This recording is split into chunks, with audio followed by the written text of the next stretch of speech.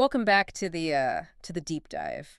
We spend a lot of time on this show talking about learning faster or, being more productive or understanding these huge complex systems that run the world. Hmm. But today we're going to talk about something a little more personal. We're going to talk about your wallet. Ah, okay. And specifically, we are going to talk about the hidden tax you pay every single day. And it's not to the government, it's to your own brain. It really is a tax, isn't it? Yeah. I mean, it's a literal financial cost that we pay, just to avoid feeling uncomfortable. That is the whole premise. And to get right into it, I want to play a game. Or, well, it's not exactly a game for fun. No. It's more of a high-stakes psychological experiment, and I want everyone listening to actually play along. So don't just, listen passively while you're doing the dishes. I really need you to make a decision right now. This is a classic setup from decision theory. Two scenarios. And the key is no calculators allowed. This is all gut instinct. Exactly. Gut instinct only. Okay, scenario one. Imagine I am standing right in front of you with two briefcases.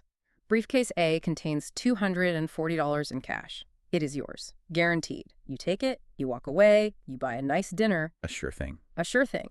Briefcase B is a gamble. If you open it, there is a 25% chance you find $1,000. Oh, okay. But, and this is the big but, there's a 75% chance you find absolutely nothing. Zero. So just to be clear, the sure thing, $240.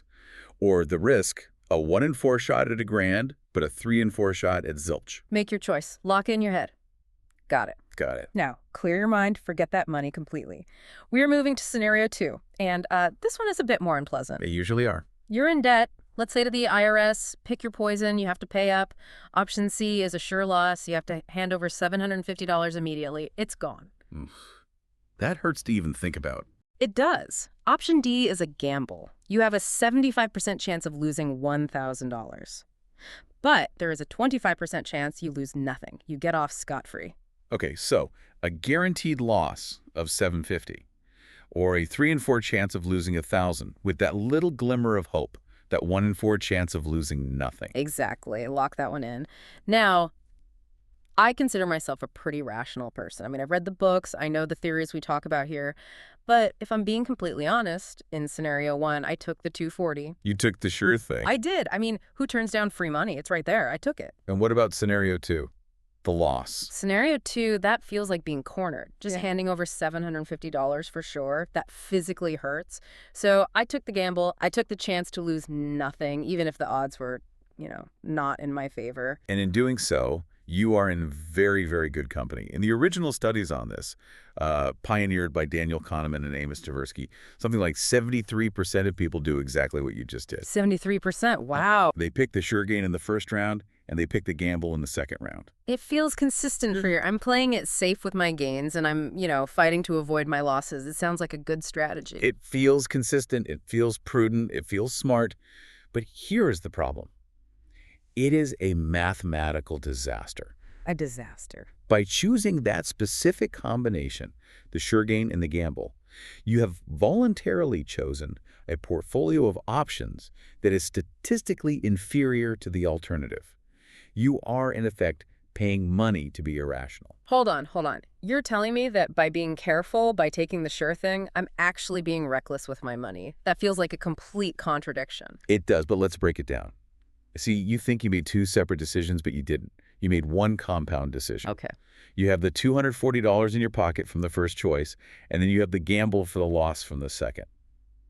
If you look at the combined outcomes, you have a set of probabilities. But just for a second, consider the combination you rejected, the one almost nobody picks. Okay, that would be taking the gamble for the game, so the shot at $1,000, and accepting the sure loss of $750. Right.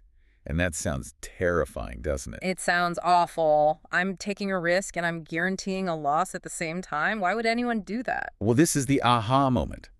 If you actually do the math on the back of a napkin, that combination, the one that feels the scariest, actually yields more money on average than the safe combination you and 73% of people picked. So I picked the sure game because I wanted to secure a win, and I picked the gamble to avoid a loss. Right. But when you add them up, I'm likely ending up poorer than if I had done the opposite. That's it. You're paying a premium. A premium? In fact, you're paying a premium twice. First, you pay what's called a risk premium to lock in the gain. You give up the higher potential payout for certainty. Then you pay another premium to try and dodge the sure loss. You're getting hit on both sides of the ledger. So why? I mean, if the math is that clear, and I'm assuming it is because these guys won Nobel Prizes for this stuff, It is. why does my brain, my gut, scream at me to take the 240? This is the absolute crux of the issue. Yeah. It's not that you're bad at math. It's that your brain is not designed for probability theory. It's designed for survival. And for that, we have to talk about System 1. Right. System 1, the fast, automatic, emotional gut reaction part of the brain. Exactly. And System 1 has a very, very specific evolutionary calibration. To an ancient human on the savannah, a gain is nice. Finding a berry bush is good.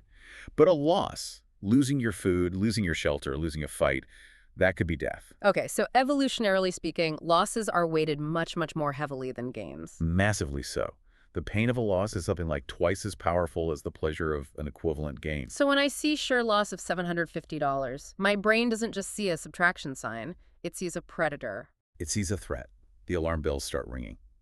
System 1 prioritizes survival over accuracy. It would rather be wrong and safe than right and dead. Huh.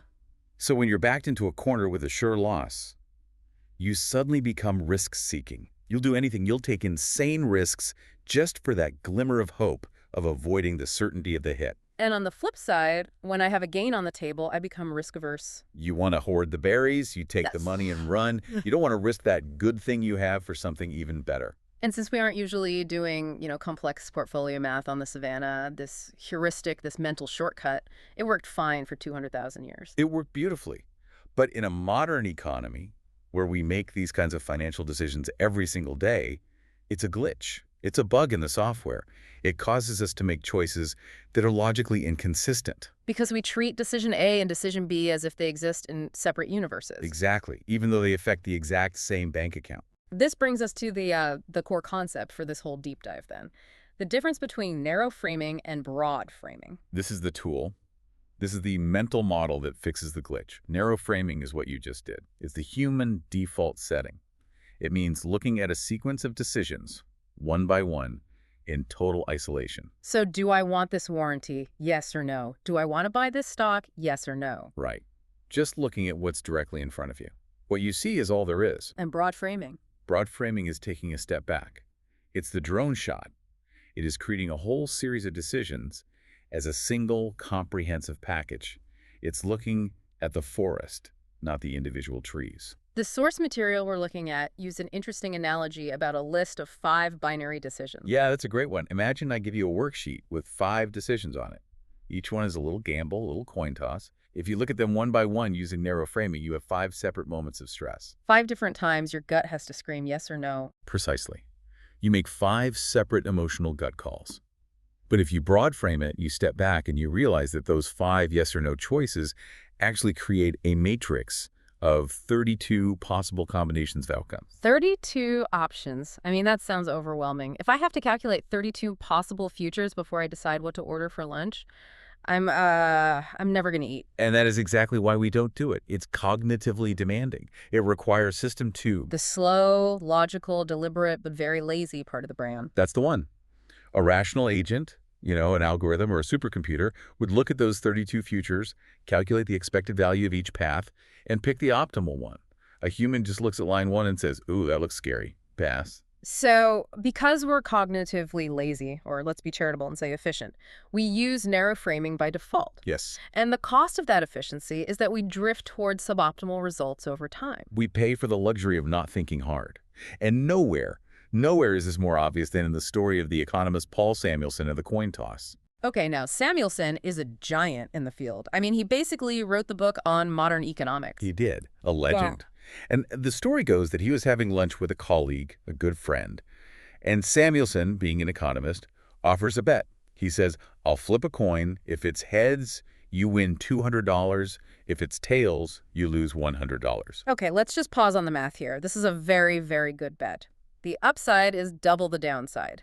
The expected value, the average outcome if you played it, say, 1,000,000 times, is a positive $50 per flip. A huge edge. You should take this bet every single time. You absolutely should. But the friend said no. And you know what? I'm going to defend the friend here. I probably would have said no too. Losing $100 over a lunch bet, that just ruins the rest of your day. The indigestion isn't worth the potential 200. That is exactly what the friend said. His quote was, "I won't bet because I would feel the $100 loss more than the $200 gain." That is the perfect definition of loss aversion. The psychological weight of the potential loss is just heavier than the joy of the potential gain. Exactly. But then the friend makes a counteroffer. Right. This is the interesting part. He says, "I won't take that one bet, but if you promise to let me make 100 such bets, I'll take you on." And this is the intuitive leap that we all feel. One toss, it feels scary, risky. 100 tosses, sign me up immediately. But why? Why does that feel so different to you? Well, it's the law of large numbers, right? If I flip it just once, anything can happen. I could easily lose. But if I flip it 100 times, the heads and tails are going to roughly even out. And since the payout for winning is double the penalty for losing, I'm almost guaranteed to come out way ahead. It feels like a sure win. That's the intuition. It's correct. But here's the conflict that drove Samuelson crazy. Samuelson proved, using the standard economic theory of his time, that if you are a utility maximizer who rejects one bet, you must logically reject the bundle of 100 bets. Wait, what? If I say no to one, I have to say no to all of them. That makes absolutely no sense. It doesn't make sense to us, but it made perfect sense to the theory. The theory assumed that your aversion to risk was a fixed, constant trait. So if the pain of losing $100 is so intense that it outweighs $200 of gain, then doing it 100 times just multiplies the potential for that intense pain. So the theory was saying the friend was being inconsistent. Samuelson argued he was being illogical. Yeah. But the friend was right. And the theory was wrong. The offer of 100 bets is basically a money printing machine. It's an incredible offer. And later, economists like Matthew Rabin and Richard Thaler looked at this and said, look, if your theory says rejecting the 100 bets is rational, then your theory is broken. Because if you actually do the math, What's the math? on 100 of these bets, the expected return is $5,000. $5,000 profit on a coin toss. And the risk of losing any money at all, it's not zero, but it's microscopic. There's only a 1 in 2,300 chance of losing any money. The chance of losing more than $1,000 is 1 in 62,000. You have a better chance of being struck by lightning. While holding a winning lottery ticket, no sane person rejects that offer. So the friend, without maybe knowing the term, was using broad framing. He was aggregating the risk. Yes. He understood instinctively that while one bet is a gamble, 100 bets is an investment strategy. I really want to get into the mechanics of this because the source material has this section that Daniel Kahneman calls pupil dilating effort.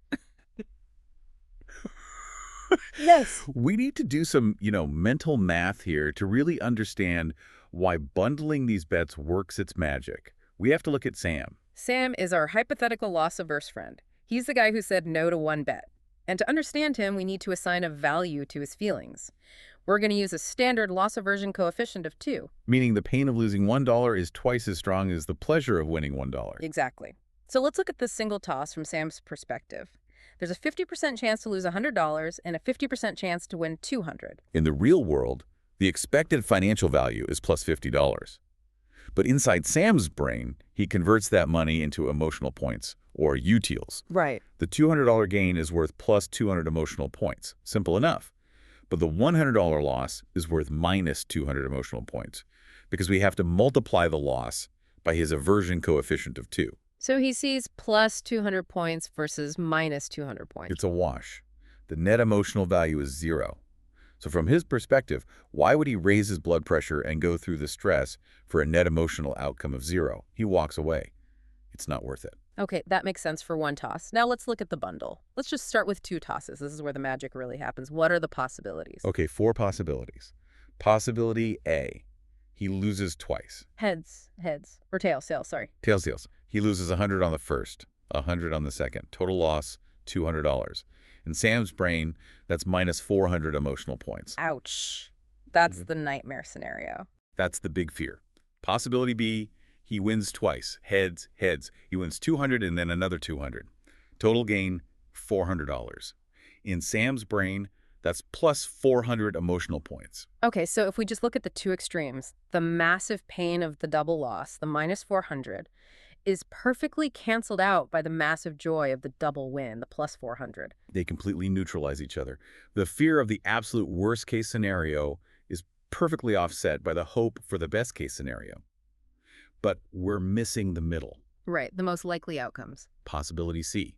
He wins one and loses one, which can happen two ways: win then lose, or lose then win. In either case, he wins 200 on one flip, loses 100 on the other. He walks away with $100 cash. And what's that in emotional points for Sam? Well, it's a $100 gain, so it's plus 100 emotional points. And since the extremes have canceled each other out, the entire positive value of the bundle now comes from this middle outcome. Wow. So, by simply agreeing to a second toss, he turned a zero-value decision into a positive-value decision. The psychological value for Sam to play 2 games is now plus 50. He created value out of thin air just by bundling 2 worthless bets together. That is fascinating. He didn't change the odds of the coin. He didn't change his personality. He's still loss-averse. He just changed the frame. By bundling the intermediate outcomes, the ones where you win some and lose some, start to dominate the picture, and those are net positive. And if you go to 3 tosses, what happens then? The value jumps again. The psychological value of a third toss adds another $62.50 to the pot for him. The probability of an overall loss just keeps dropping and dropping. By the time you get to 5 or 10 tosses, the chance of actually losing money becomes negligible. So the impact of loss aversion fades away. It fades because the likelihood of experiencing an overall loss fades away. Sam never stopped hating losses. He just used broad framing to make the losses statistically irrelevant to his bottom line. Precisely. Aggregation is the antidote to the paralyzing effect of loss aversion. Okay, but in real life, we can't always demand 100 coin tosses. Life doesn't often let us repeat the exact same bet 100 times in a row. No, it doesn't.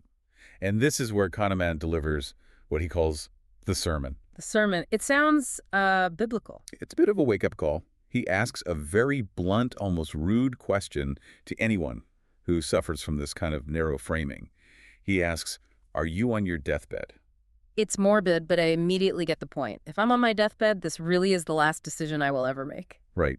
If you have 5 minutes to live and I offer you a gamble, you absolutely should narrow frame it. You don't have a long run anymore. There's no future to average things out. But assuming you are not on your deathbed, Which I hope most of our listeners are not. we hope you are going to make thousands and thousands of financial decisions in your life. Buying a house, investing in stocks, choosing insurance, even small things like deciding whether to park illegally and risk the ticket, or deciding whether to switch jobs. Exactly. You should view every single one of those small gambles, not as a life or death standalone moment, but as one tiny line item in a massive portfolio of life. You're building a portfolio of risks over your entire lifetime. And if you reject every single favorable gamble because you're scared of the individual loss from that one event, you are effectively rejecting the 100 coin tosses offer. You are leaving a massive amount of utility and wealth on the table over the course of your life. So you need to broaden the frame to include your entire lifetime of decisions. That is the sermon, which leads directly to the mantra. The source material actually suggests we could have a phrase we say to ourselves to trigger this broad framing mindset. The mantra is, you win a few, you lose a few. That's it. It sounds so dismissive, like something a dad says at a Little League game after a strikeout. It's cliche, I know, but in this context, it's a powerful psychological shield. Yeah. The purpose of the mantra isn't to be dismissive of the loss. It's to blunt the pain of that specific loss when it occurs. So when I take a calculated risk, say, I invest in a risky startup and it goes to zero, I don't beat myself up. I don't say, I'm an idiot, I lost all that money. You say, you win a few, you lose a few. You actively remind yourself that this was one bet in a portfolio of 1,000 bets you'll make in your life. The loss is real, but the emotional sting, the pain, doesn't have to be so intense. It keeps you in the broad frame. Okay, but we have to be responsible here. I don't want listeners going to Vegas, putting their mortgage on red 22, and then chanting, you win a few, you lose a few, as they get escorted out. Yes, please do not do that. The source lists 3 very strict, non-negotiable rules for when you can use this mantra. If you violate them, you aren't being rational. You're just being reckless. Okay, what's rule number 1? The gambles must be independent of each other. This is crucial. Meaning the outcome of one bet doesn't dictate the outcome of the others. Right. If you invest all your money in 10 different tech startups, you might think you're diversified. But if they're all in the same volatile sector and that sector crashes, you lose them all at once. Those aren't independent risks. Broad framing fails when your risks are all correlated. Okay, that makes sense. Rule number 2. The possible loss from any single gamble cannot ruin you. This is probably the most important one.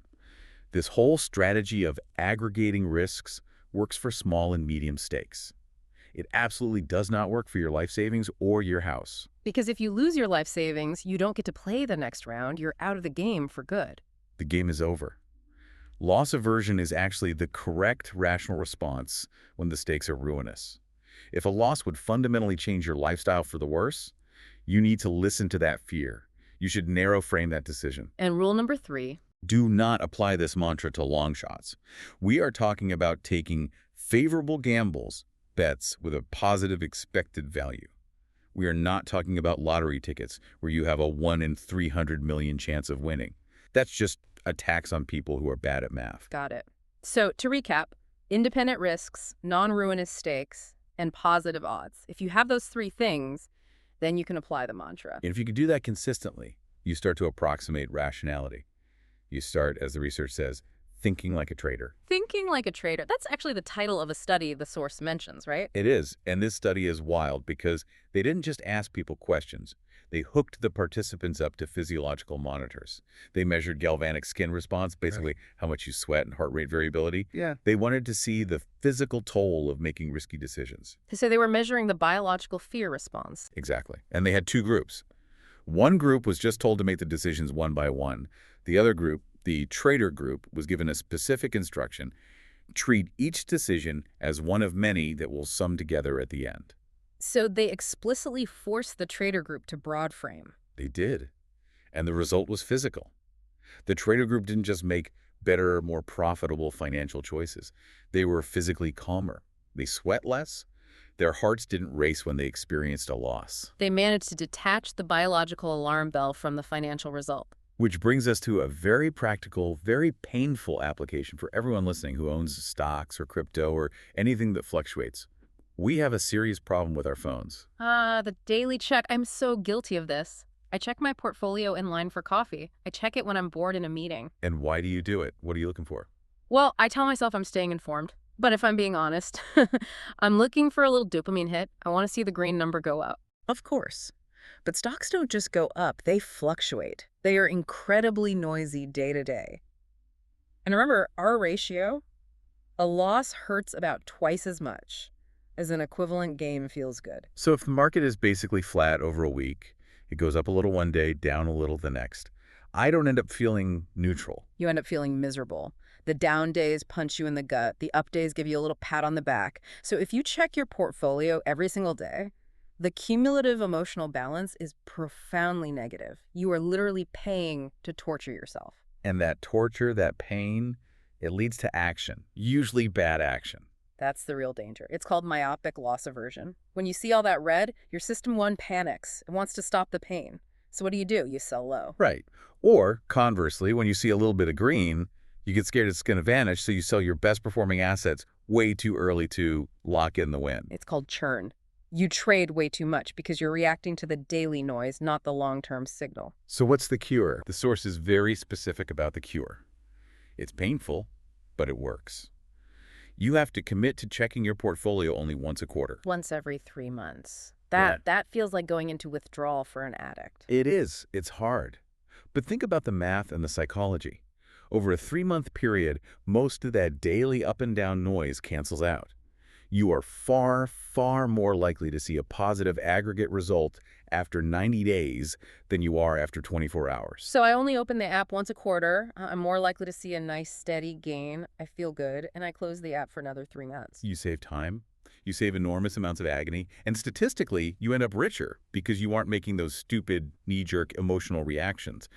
Broad framing over time improves your emotional quality of life. I love that concept. We spend so much time optimizing for financial returns, but we almost never think about optimizing for our emotional return. Which leads us to the next big tool in our arsenal for doing just that, creating risk policies. Or risk policy. That sounds like something an insurance company has in a big binder somewhere. It is, but you should have one too.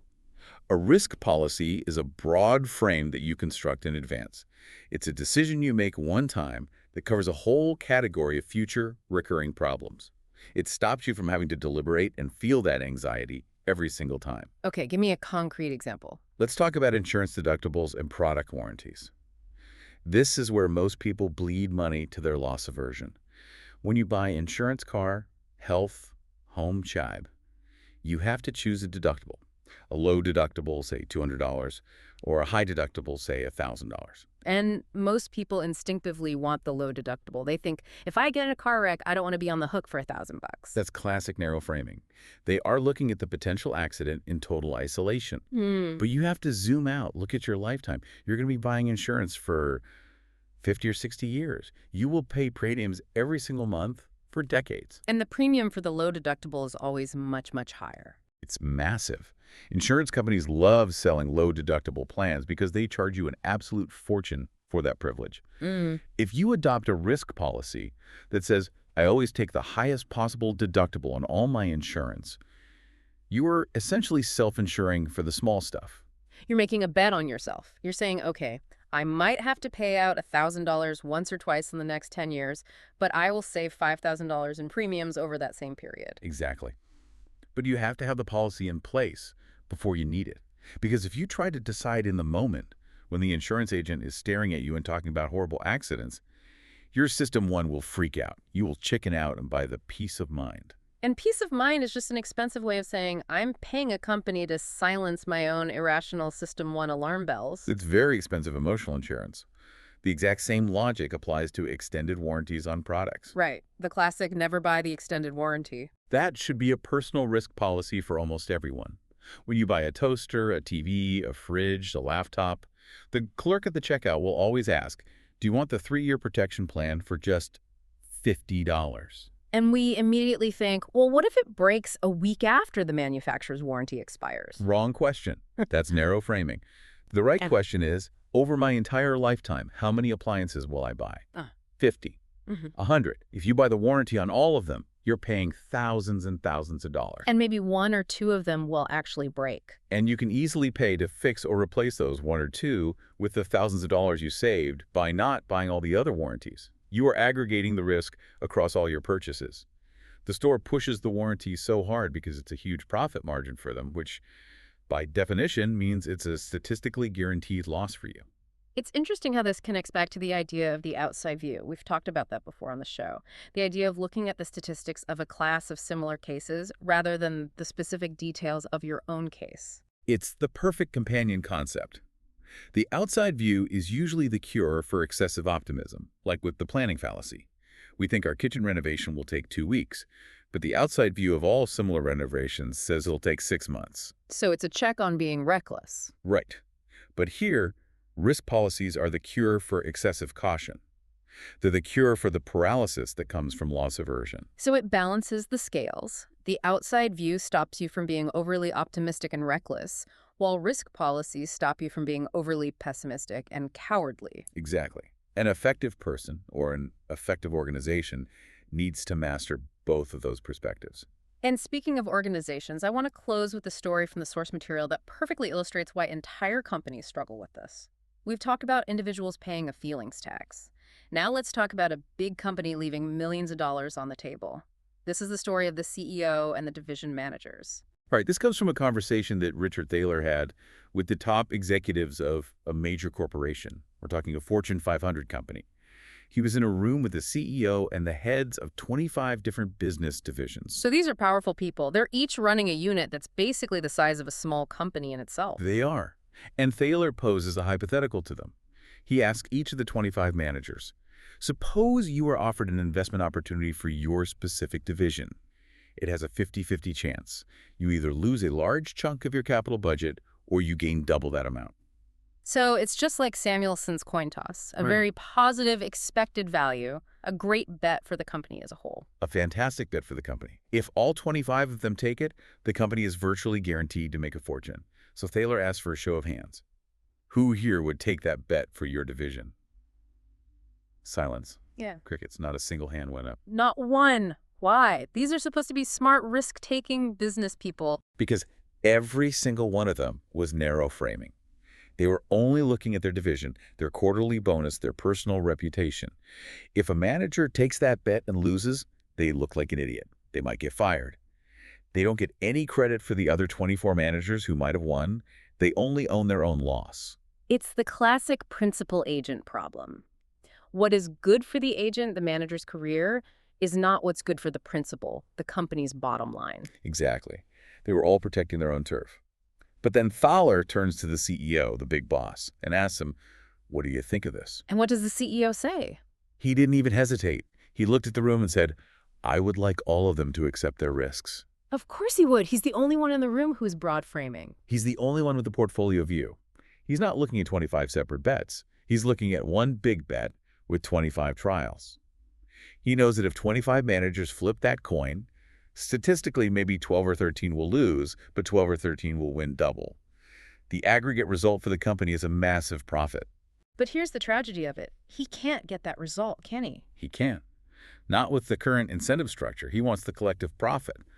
But he has created a culture that punishes individual losses. If you fire the guy who happens to lose the coin flip, nobody's ever going to flip the coin again. Precisely. This is a massive organizational failure you see everywhere. By judging managers on individual project outcomes rather than the quality of their decision-making process, companies actively discourage rational risk-taking. They force their smartest employees to narrow frame. So the CEO needs to be the one to issue the risk policy for the whole company. This CEO needs to stand up and say, "My policy is this. I am judging you on your portfolio of bets over a 3-year period, not on this one project. I expect you to win a few and to lose a few. In fact, if you never lose, it means you aren't taking enough smart risks." That is such a powerful leadership lesson. But it's also a life lesson, isn't it? It is. We are all the CEOs of our own lives. But we spend most of our time acting like those timid division managers. We protect our ego and our bank account from every small potential loss. And in doing so, we stunt our own long-term growth and wealth. So let's try to wrap this all up. This has been a heavy episode on the brain's processing power. What are the key takeaways for everyone to hold on to? I'd say first, narrow framing, looking at choices in isolation, is our evolutionary default. It kept us safe from tigers, but it costs us a fortune in the modern world. Okay. And second, broad framing, bundling choices together into a portfolio, is the rational workaround. It's not natural, but it allows the math of probability to work in your favor. Third, that intense fear of loss, what we call loss aversion, it's kind of a mirage. It's very real for a single event, but it almost completely disappears when you aggregate many events together. The pain of one loss is high. The pain of some losses inside a winning bundle is basically zero. And finally, we need to actively audit our own lives for these feelings taxes that we're king. We do. And that's my final provocative thought for everyone listening today. Let's hear it. I want you to go home and look at your own personal risk policy, even if it's an unwritten one. Where are you consistently paying a premium for certainty? Are you buying the warranty on the toaster? Are you paying $20 a month for phone insurance that you'll probably never use? Are you keeping all your money in a savings account that loses value to inflation because you're terrified of the stock market's daily fluctuations? Identify one place in your life where you are narrow framing a recurring small stakes risk. And starting tomorrow, try to be the CEO of your life. Broaden the frame.